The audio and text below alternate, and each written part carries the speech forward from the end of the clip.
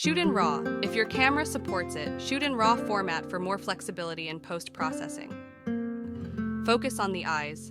In portrait photography, ensure the eyes are in focus to create engaging images. Mind the horizon.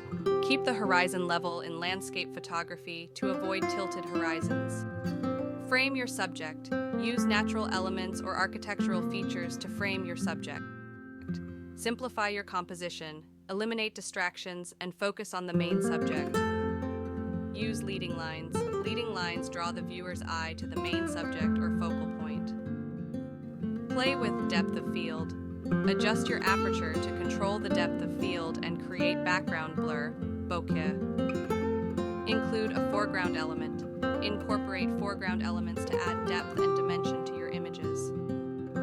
Shoot in burst mode.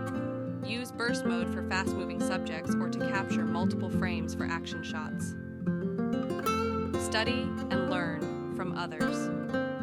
Study the work of other photographers and learn from their techniques. Use negative space. Embrace negative space to emphasize your subject. Apply the rule of odds. Odd numbers of subjects often create more balanced and visually pleasing compositions. Look for patterns and textures.